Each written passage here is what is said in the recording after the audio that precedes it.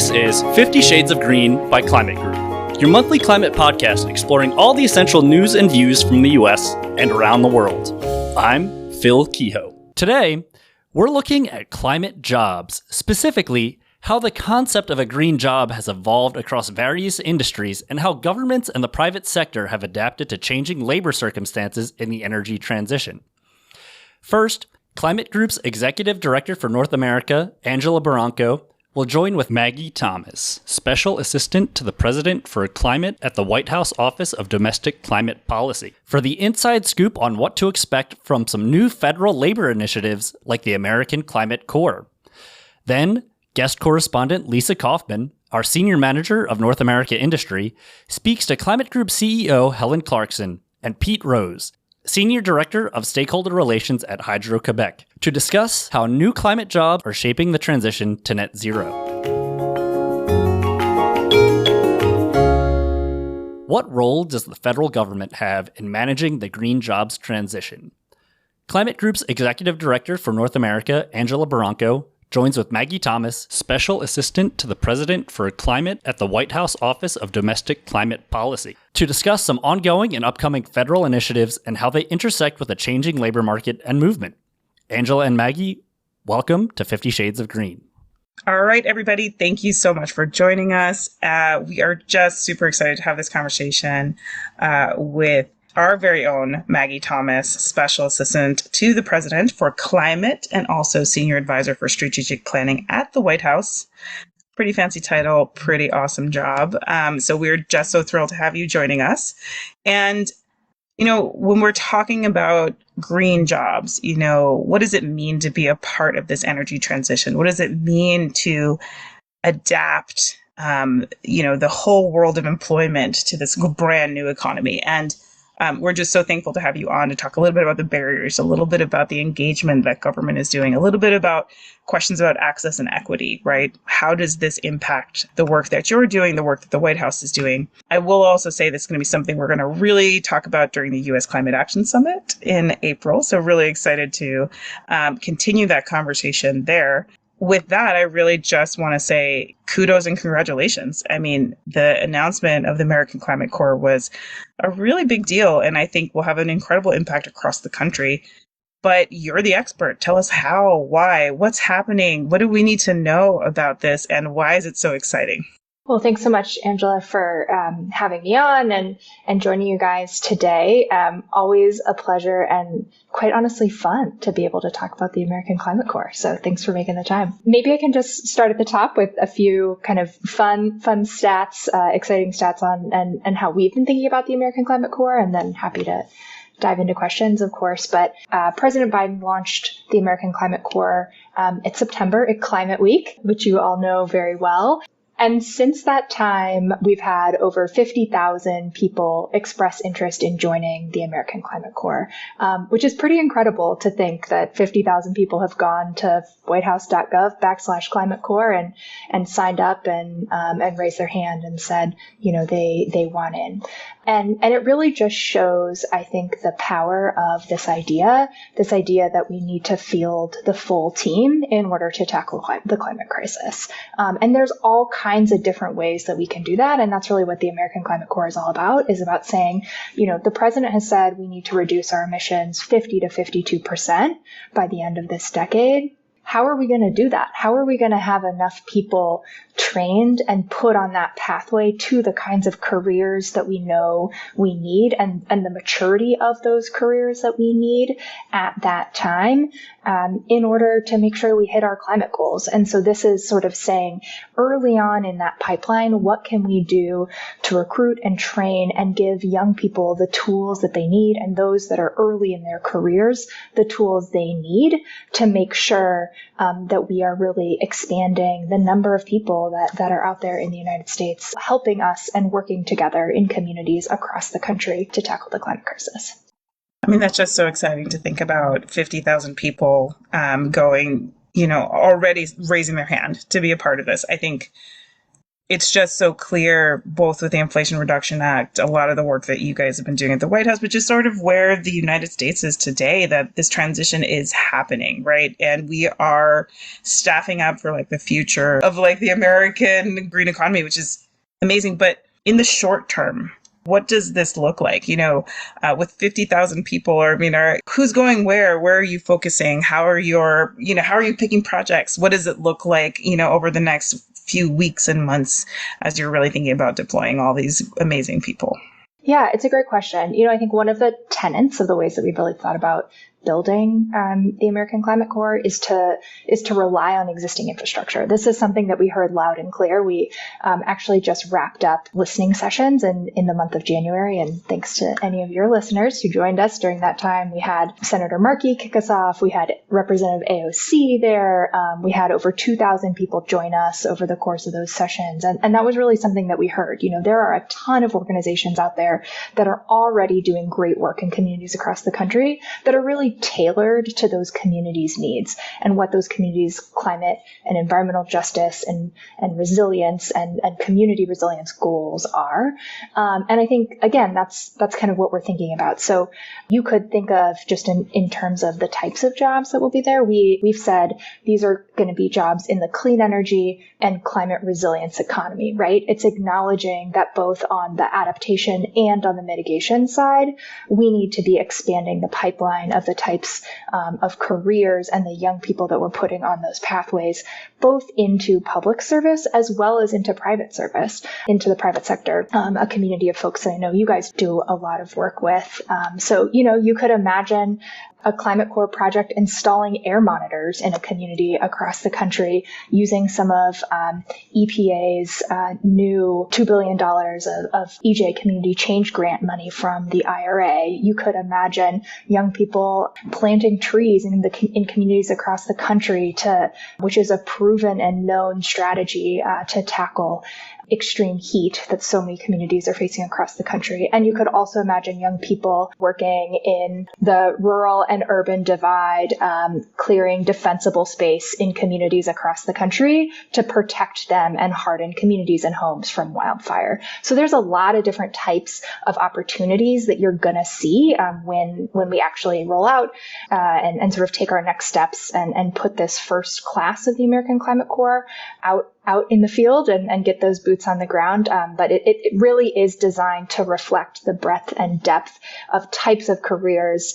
that we need in order to tackle the climate crisis. Let me pick up on one thing that you mentioned, which I think is really exciting because I know this White House is really focused on environmental justice and equity issues. Justice 40 with the Greenhouse Gas Reduction Fund. We all talk in all of these acronyms. So the GGRF and the EPA, there's massive investments. You're really thinking deeply about how to deploy. And I love when you talk about air monitors and all the opportunities. How are you targeting this particular program to communities who are most either underinvested or in need of this kind of resource? Yeah, it's a great question. One of the things that, again, as we've sort of been deep in implementation of building the American Climate Corps, one of the tenets of this program that we've really come to embrace is that the Climate Corps could be a tool for any community to use to help them achieve their climate or environmental justice or resilience related goals. So in some cases, that's going to mean being on the front lines, ensuring, that we've got those air monitors out there so that we are tracking pollution at a block by block level. And in some cases, that's going to look totally different. But we also know that we need to design the program very differently, quite frankly, than the first time we tried to do the civilian Climate Corps. In that, that program was all men. It was majority white men as well. And that's just not what America looks like. And it's also not how we're going to tackle the climate crisis. We're really designing a program so that we can build we can mobilize a new diverse generation of young people and put them to work. Amazing. So I think one question that is always looming across this year is, how do you ensure this program, is not just a great program this year, but continues in perpetuity? How are you making sure that this program continues and lives on? Yeah, it's something that we're trying to think a lot about as we build it. I like to think, and maybe this isn't like the bureaucratic answer of like how you create the right personnel slots in order to ensure that it lives on from administration to administration, but the energy and the enthusiasm that we are seeing for this program to be stood up quickly and expeditiously, to me, is all the proof that we need to know that it's going to carry on and live on for years to come, no matter who's in office. And I think it's incumbent on all of us that, when the first class of the American Climate Corps is deployed in later this year and this summer, really, that we're all out there helping tell the story of the impact that they're making in communities across the country. The incredible part about the American Climate Corps, it's all about the individual action that any one person is taking, right? It's giving an individual the tools to have a good paying career in the clean energy economy. But it's also about the collective impact that we can have together, and that thing that's bigger than all of us when we work together to get it done. And so I think that's how it's going to live on. And hopefully, we can all work together to tell the story of the success of this program in years to come. And every community around the country is going to want members of the American Climate Corps working alongside them. Well, it's interesting you say that, because I think we hear from a lot of our businesses how important workforce is. And so this just fits so perfectly within that. And it's such an active conversation when billions and trillions of public and private investment are going into this new economy. And it's also for folks to kind of think about also, it's like, we're not just talking about trails and things. We need people in HR. We need people in accounting who work in these new amazing jobs and in these new amazing industries. So there's a need for a full complement, right, of skills to be brought to the table here. And so I'll also ask you, how are you thinking about all the different places you plug in? Because I'm sure, like you've mentioned, things like fire breaks and, working in communities, but there's many other ways that I'm sure that this also dovetails with the work that's happening in the climate office overall. And so just tell us a little bit more about that. One of the really new and exciting partnerships that we actually just announced earlier this week on Monday is the new Working Lands Climate Corps, which is a partnership under the American Climate Corps umbrella, between USDA and AmeriCorps. And the idea here is that USDA, specifically NRCS, the Natural Resource Conservation Service, has all of this money that they got in the IRA to make sure that we're using and we're deploying and helping landowners, particularly private landowners across the country, with climate smart agriculture practices and techniques, and really getting at the ground level and on the producer by producer level and saying, hey, here's how we think you can both increase your bottom line, but also help sequester carbon while you're doing it. And so this new Working Lands Climate Corps is all about training young people to be technical assistance providers and actually go and do that outreach. And so it's helping USDA's goals by helping them deploy their money that they got from the Inflation Reduction Act quite faster than perhaps they otherwise could. And it's about giving young people the tools to say, hey, this is actually a career that you could go into. Is this the kind of thing that you want to do? And we're giving you a pathway directly into the USDA, into the federal government, if that is something that you want to continue after your term of service. So it's just sort of one example of how we're thinking about, yes, there are a certain subset of jobs that are going to be inherently physical, but there are also all kinds of jobs where we need folks, helping build capacity in communities and really being that link between community needs and all the new tools that the federal government now has, thanks to the president's Investing in America agenda and specifically the Inflation Reduction Act. No, that's amazing to hear. And I think we'll get a lot of people's creativity kind of moving and thinking about this. So my last question to you, though, is I'm a business or I'm a local government or I'm just a really enthusiastic young person. How do I get involved? So if you're a really enthusiastic young person, you can go to whitehouse.gov/Climate Corps and you can sign up and express interest there. That's how you join our mailing list and learn about all the updates to come. Later this spring, we're actually going to be rolling out a recruitment platform. So this, for the first time ever, we're going to be recruiting for the American Climate Corps as a single website. which is very fun and exciting and will be kind of the one-stop shop and place where anyone can come and figure out how to apply to opportunities across the country. We want to make sure that we're really speaking to that audience as well and giving them the tools that they need to mobilize to be a part of the American Climate Corps. But just like the partnership I mentioned earlier, the sky's the limit for us. The American Climate Corps is one tool that we can either use in the community context or, frankly, with the private sector as well. And would just encourage kind of all of your listeners to think creatively about how they can be part of the American Climate Corps, because this really is a partnership in an incredibly new and unique and different way to mobilize a whole new generation and make sure that we have the people that we need to meet the big and bold climate goals that the president has set for us. Well, Maggie Thomas, thank you for joining us. Very inspired, very excited to sort of see your first cohort out the door this summer. And so hopefully you can come on back and join us and tell us how all the amazing work has going. What are the most inspirational stories you're hearing? And just congratulations on a pretty exciting rollout. Thank you so much. Thanks for having me. What can we do to accelerate the green jobs transition? Next up, guest correspondent Liisa Kaufman joins with Climate Group CEO Helen Clarkson and Pete Rose, Senior Director of Stakeholder Relations at Hydro Quebec, for a deep dive on how changing political and financial circumstances have impacted the labor market and influenced how leaders across sectors approached their role in hiring for a new economy. Welcome, Liisa, Helen, and Pete to 50 Shades of Green. Thank you, Phil. It's great to be here.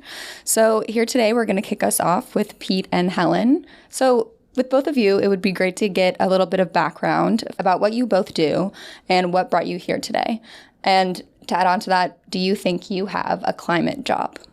I'd never thought about it until you asked that, but I guess I have a climate job running a climate organization. Climate Group's a global non-profit organisation, so we're mission-driven, and our mission is to drive climate action fast. So a lot of what we're doing is trying to really accelerate that transition from the old economy to the new economy. And in that sense, everything we do is really hopefully going to create climate jobs, not just at Climate Group, which is actually, I was looking at it the other day, it's tripled in size since I joined. So you could argue that I've created a lot of climate jobs. But also, actually, we work mainly with businesses and governments and working with them on transitioning and getting things reoriented. I think the thing to think about is, we used to talk about a lot in sustainability that it didn't quite work when you had sustainability people sitting at the end of the corridor. In order for sustainability to come into companies, you had to really think about it as the core of the strategy. And so I think, again, when you think about climate jobs, some of them might not be obviously climate jobs, but there are things that are coming about because of the new skills we need as we transition to a different shape of economy. That's great. Thank you, Helen. Yeah, Pete. I definitely consider my job a green job. I get this question a lot because traditionally I work for Hydro Quebec. It's the largest renewable energy producer in North America. So you think traditionally production, construction, engineering. My background is in political science and communications and stakeholder relations. So you need a little bit of everything as we're transitioning to a new clean economy. And I get this question a lot from high school students, college students who say, I might not be in the technical trades. How can I be part of this movement? And I said, when you're changing an economy, almost every single job can be considered a green job. That's great. And I think that's actually a perfect segue into the next question I had, which also spoke to what you said, Helen. But how do you think the public perceives or defines the term climate job? So if you're talking to high school students or, at corporations, when you say that term, do they automatically think of industry production, or is that shifting in a public sense? It's interesting because I don't speak to a lot of students. It's just not part of my sort of day to day. But I do think if you ask the public, they would assume you're talking about wind turbine engineers. Actually, a lot of green jobs are in data, and a lot of it is about, for example, smart energy use and how we write algorithms and things that will actually improve energy use in different settings. But yeah, I do remember a few years ago we were writing a report and we just kept talking about green jobs, and I finally said to someone, can we actually define what these are? And it was actually our head of industry at the time went away and sort of looked in, and she came up with such a long list, and it was just quite interesting to see that kind of range of things from skilled through to incredibly highly skilled jobs. And actually on the energy side, the percentage of energy jobs which are highly skilled actually is much bigger. It's something like 30% would be considered highly skilled jobs compared to kind of the general economy where it's more like 17%. So actually within the energy transition, there's a lot of highly skilled jobs through to actually jobs which are more about what people probably imagine, which is laying cables or kind of doing sort of some of the kind of, hard jobs, I'd say. No, and this is perfect. And maybe I can kind of give some context on a real, world project. So we're partnering with TDI, our partner, to build the longest fully buried transmission line from Quebec to New York City. And so that's, from a technological perspective, is going to involve every trade and union possible in New York State. So you're talking about carpenters, dock workers, cement, laborers. So you have those real technical side of things. But in order for this to happen, you have to have the full value chain of other types of jobs. You need to have jobs like mine that do public relations. You need a job, the lawyers, environmental lawyers. So as you're looking at the transition again, it's, I think, the most obvious is, yes, how do you build things and what kind of trades do you need to do that and skills? But you need everything to support mega transitions like this. And so, what we try to do is we're building this line by 2026. We'll provide enough hydropower to New York City, the economic heartbeat of the country, right? Where there's a lot of emissions. We're sitting around these beautiful skyscrapers around us, and that's responsible for 70% of the emissions in this city. And 90% of the power is currently, coming from fossil fuels. So we're part of this transition. This project is one project of many that need to get built to make the transition. So how do you build that workforce? And that's something we're doing through a green economy fund, and literally taking money, $40 million fund, and putting it towards workforce development to build these skills. And we're drilling down into the disadvantaged communities, because as you transition into a new economy, you need to make sure everybody's at the table. And in the past, that hasn't been the case. So we have a new opportunity to make it right. Perfect. No, that's great. And I think along the lines of definitions, I think something that might be helpful for listeners, we've talked a lot about climate jobs, and you've both mentioned just transition, but would love to hear from both of you from a nonprofit in your experience, then also within Hydro Quebec, how you define a just transition. Well, it's hard because I think we know it's a sort of, you'd know it if you saw it. Most people, when they talk about the just transition, are specifically talking about the energy transition, because that's where you get the biggest kind of shift of one group of workers to another. And it's quite difficult because it won't be exactly, even if you had the same number of jobs in before and after, it is unlikely that it's exactly the same people who have those jobs. So just as an example, many of the renewable energy jobs are actually quite dissipated. They're delocalized, versus fossil fuels tend to be quite kind of in one place. So I'm not articulated very well. Compare a coal mine where everyone is at a coal mine versus solar engineers who have to be distributed, and you might only have one person in a certain region. So it's unlikely that it will be those same people doing those jobs. So I think when you think about a just transition, and it's been really interesting to see the International Trade Unions Congress get behind this, and they're not anti renewable energy or anti the transition, they're anti not planning and not thinking through where is our workforce going to be located. And another aspect of that is that someone from Wales said this to me years ago: politicians love cutting ribbons. They love actually quite concentrated industries, because if you open a factory, you can cut a ribbon. There's a lot of people there cheering. But if you bring in, say, 400 new wind engineers who might be distributed across a region, there's no locus for you to turn up and get your pitch taken. And so it can be quite hard for politicians, for example, or others, to see the benefits or kind of explain something that's actually much more distributed. And so I think when you think about a just transition, it's thinking, right, what is the economy we need in 2030, 2035, 2040? How do we get there in a planned way? What are we doing with these workers? What are they going to be doing? Who do we need in that future? And I think what we see quite often is the opposite, where suddenly economics kind of crash in. We've just had an example, again, I've just mentioned Wales, in the UK, where the parent company of a steelworks is in India. They make an economically rational decision, and that cost something like 3,000 jobs kind of overnight. And all the plans the union were putting forward weren't accepted because they were too high cost. And it's largely because the UK doesn't at the moment have a very coherent industrial strategy that says this is where these jobs are going, this is when this sort of steel making is going to happen. It's all just kind of a bit kind of crashing around and changing decision making. And so, I think what's difficult about the just transition is you kind of know it when you don't see it. You would feel it more seamlessly if we did see it. Yeah, and maybe I could provide, talking on that side of the pond, I think, and I want to give kudos to New York State for planning a just transition. I mean, on this particular project and other projects, very policy driven, right? So laws passed in 2019 to transition the economy in New York to 100% clean energy by 2040, starting from a very low baseline of 25%. So how do you do that? And in that law, it specifically states that these projects need to work with what is defined as a disadvantaged community. So communities that were left out as the economy was planned 100, 150 years ago. So that first opportunity to do it right, equitably, and be just is baked into law, into policy, and then into contracting. So, as the developer of these projects, the Champlain Hudson Power Express, not only it's in our DNA to do it, but it's also we are obliged contractually to be working with these communities, which is a wonderful thing, because as you do that, you get more social acceptability, get more buy-in, and it's a more just process. And to your point, as you're displacing, in some respects, whatever verb you want to use, but we are displacing fossil fuel in the power mix, you can't leave those workers behind. Right? That'd be a horrible thing to do, to say, oh, we're just going to create a bunch of new, clean energy, green workers.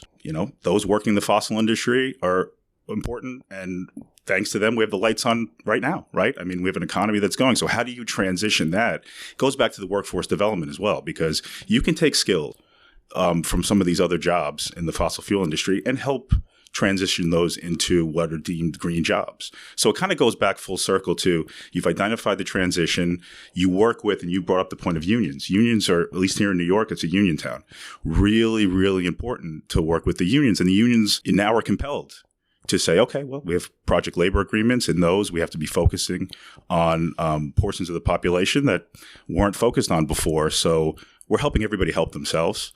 And you're creating this new cadre of really well-trained people coming from, again, communities that were never at the table at the beginning. I think it's a really good case study in what New York is doing now. Fantastic. Thank you both. That was fascinating. I think we delved into this quite a bit, but I just wanted to say if there's anything else you wanted to add in terms of government, the private sector, as well as the third sector, so nonprofits, ways that they can collaborate to accelerate the green jobs transition. So you talked about working with the state, the unions, bringing people to the table, and then you talked about, ways of accessibility in terms of knowledge and awareness, with the way that the government is doing that to showcase in a factory how it's happening, but also when it's not in that exact setting. Is there anything else you wanted to add to that? The other role, I think, for governments is around skills development and again, sort of spotting and creating training. So we've got one of the things Climate Group does is run something called the Under 2 Coalition, which is subnational government, so state, regional level of government. And so Navarra in Spain, as an Under 2 member, they were really investing heavily in renewable energies back in the 90s. And actually the barrier they ran into, they wanted to put renewable energy out, but they just didn't have the skilled energy specialists. So the government at that point then went away and created a training centre in order to upskill people in the region. And so you can get this interplay between, companies and governments and spotting that kind of those skills gaps. And it's something that's happening also in places like France and in India, these skills academies being created. And that can be a really good example of like public private, where, it might be the private sector that will be actually in the end employing people, but the government, again, understanding the shape of its economy and having to build up those skills in its workforce rather than necessarily, kind of bringing those skills into a region. Yeah, I mean, again, thank you for setting that up perfectly, because it's like a Venn diagram for me. Like all of these are coming together to find that sweet spot. You have government, you have private. So again, the project I'm working on is a complete merchant private project, right? So this is a wonderful opportunity where you have policy and government working with private sector on a project, but you don't get this thing built without civil society.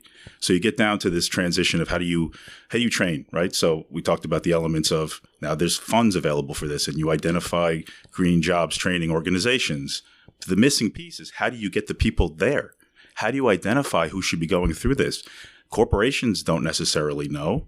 Right off the bat, neither do governments. You have to work with your community-based organizations that are going to be the champions for their local residents, right? And so that's what we're doing. I mean, we have, again, a $40 million fund that's out there. We've already put $750,000 on the street in New York City over various trainings in the last year.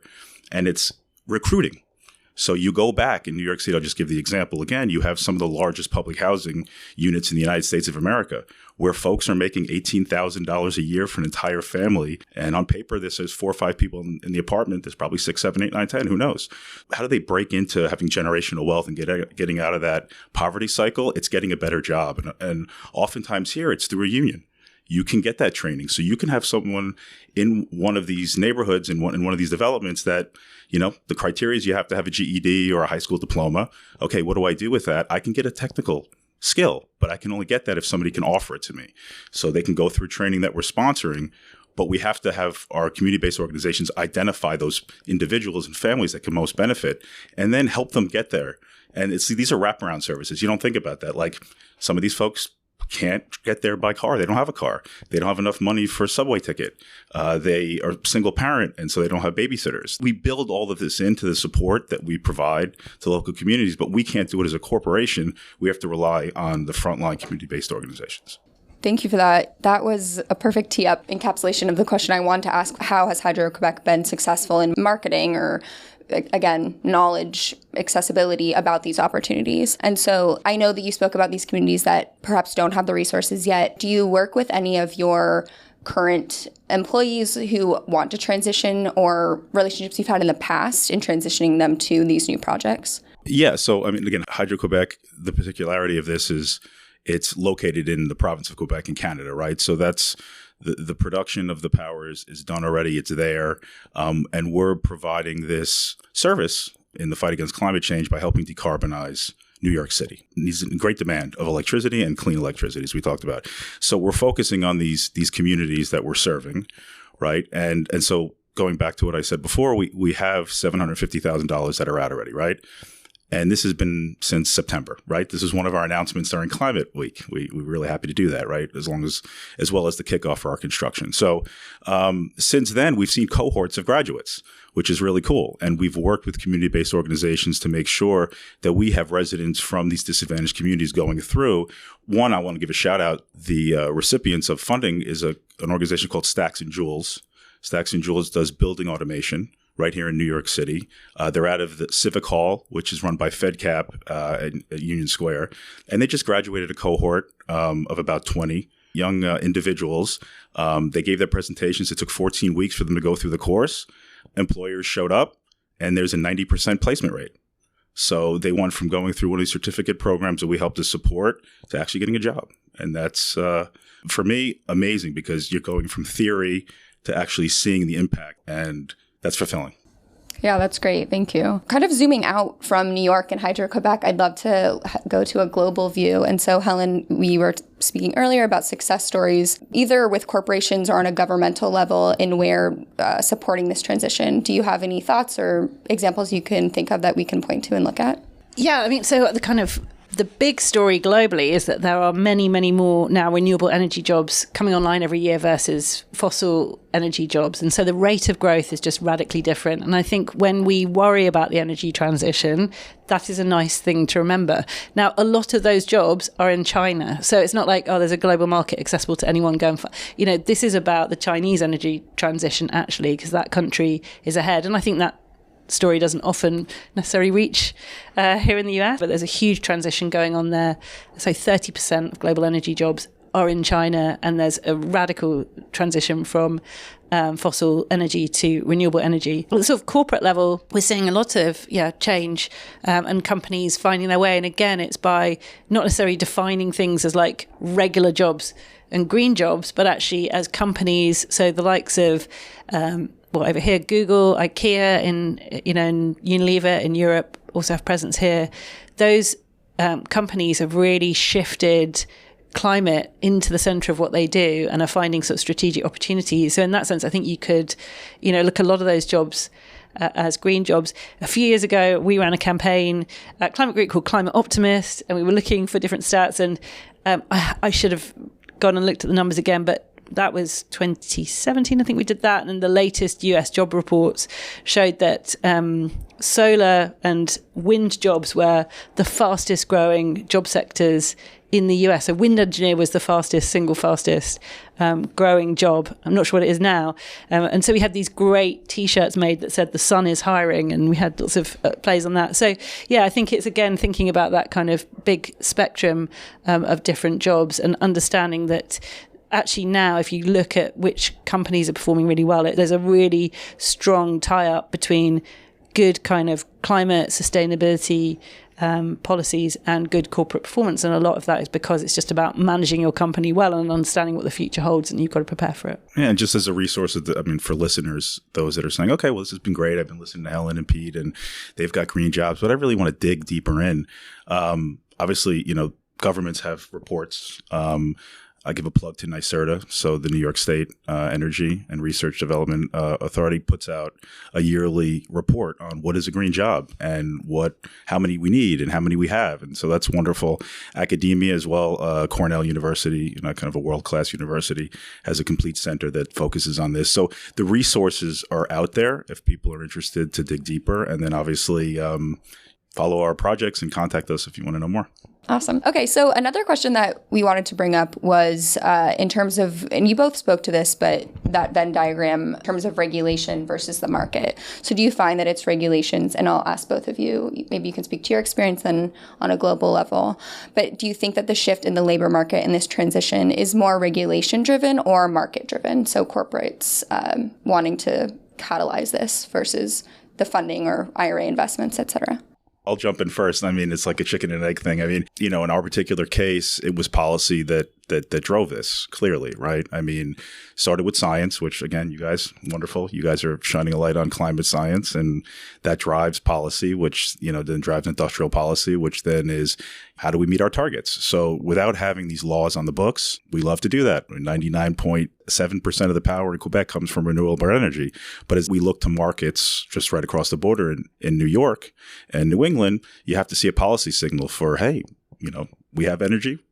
You guys want to decarbonize? Let's do this, right? So you needed the policy, you needed that in place to get projects like this off the ground. And then to what I spoke to earlier, when you have these contracts that you negotiate and that you have to follow clearly, it's very policy driven to make sure that you have the right clauses in there and around hiring, to the point that I said before, making sure that you're really doing your best to source local labor and give people an opportunity.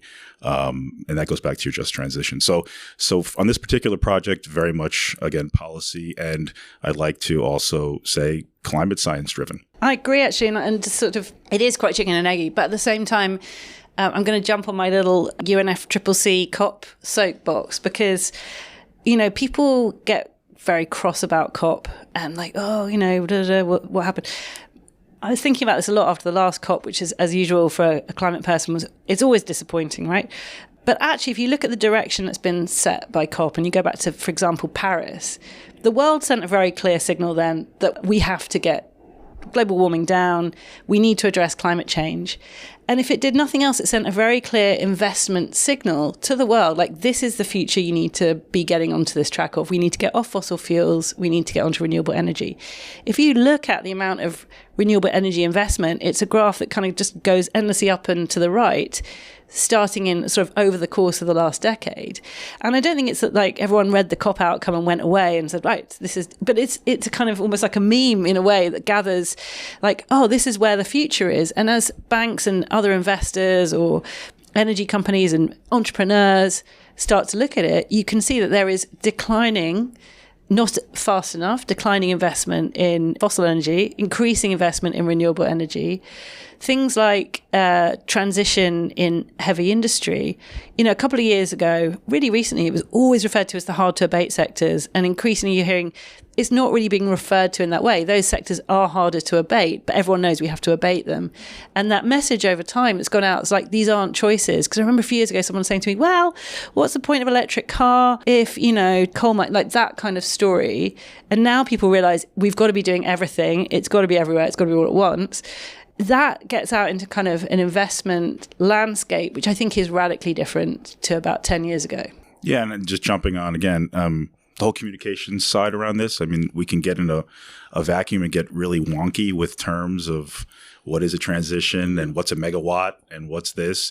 Continuing to do, again, what Climate Group does and so many others do is trying to find a way where you can effectively communicate this to people. Because ultimately, people are the ones that will help drive policy, right? We go back to the whole full circle, like pressure to make sure that we reach this transition starts with people. And so they need to feel like they're fully invested in it, they're taken into consideration, and that they have the proper information.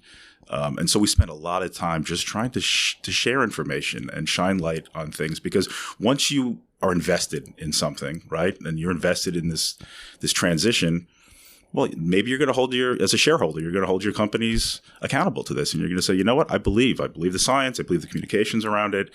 We have to see this go quicker. And yeah, cops are great, but that's a fraction of the world population, right, that goes to a cop. So it's really, the communications I find for this is a very difficult thing to do, but really figuring out how to reach the population, really, and getting them on board to make those decisions and maybe change their habits and put the pressure to accelerate the transition. Yeah, I love that, encapsulating message of unification. And I think speaks well to Climate Group's theory of change and our convening power, and also how that moves the market and individual decisions and then investors, and how that instigates change. So great. And so we've been talking about the positives, and those are all great as well. And I want to keep that energy, but also would love to hear the challenges or resistance you've faced in advancing the labor transition, and if you see any barriers that you still need to overcome. It'd be great to get a specific example, and then Helen, if there's general or global ideas as well. At the risk of touching the US third rail, the biggest barrier, I think, is the politicization of the agenda. And you saw it, in the 2016 election, in particular, this absolute mythology around coal jobs versus green jobs, and the idea that, what people here want actually people want dignified, good, well-paying jobs. Most people aren't so wedded. And actually, I'd started at Climate Group in 2017, and one of the first things I did, I got invited by this leadership group who took a bunch of climate people to West Virginia, and we actually went down coal mines, and then we met.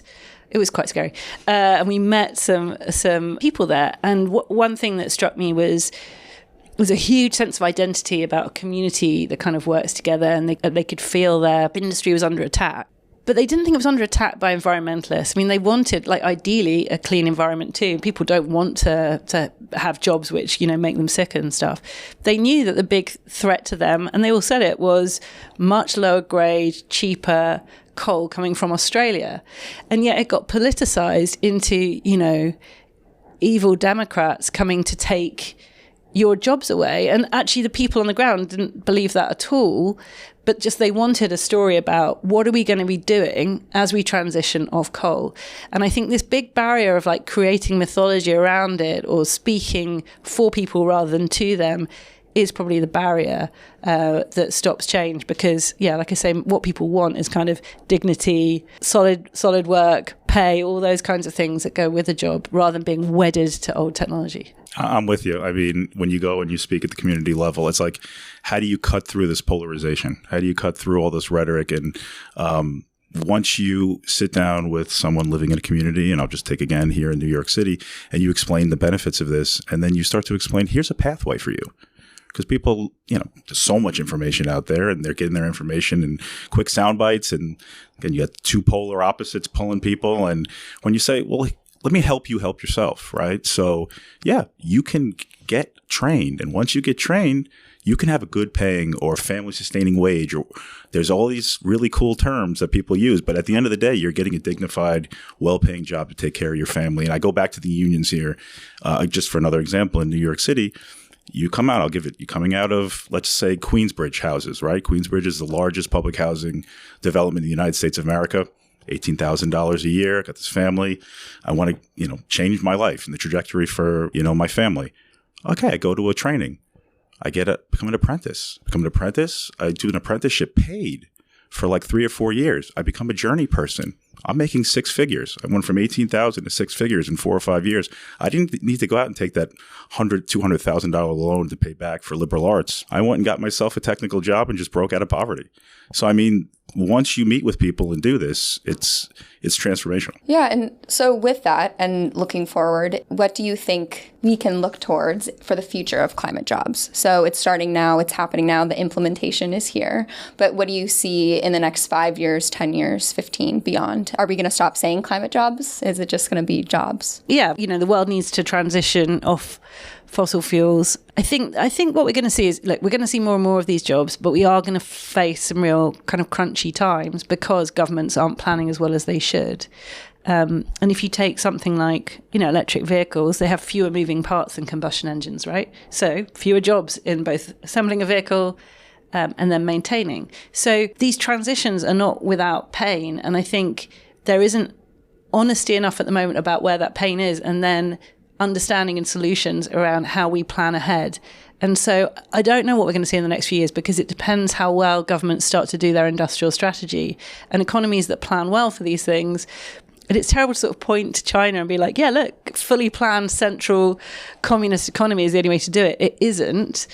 But we need to get better at this sort of planning, and the planning doesn't fit very well with electoral cycles, and that can be a problem. So I'm hopeful that maybe more of this is done at, say, in the US at the state level, because that is where the jobs and energy transition, whether it's in the US or other places, because these are quite consolidated industries often, it's often that at that level where the government needs to get involved. And actually government at those levels is often more stable. So state governments here tend to flip a little bit less, maybe.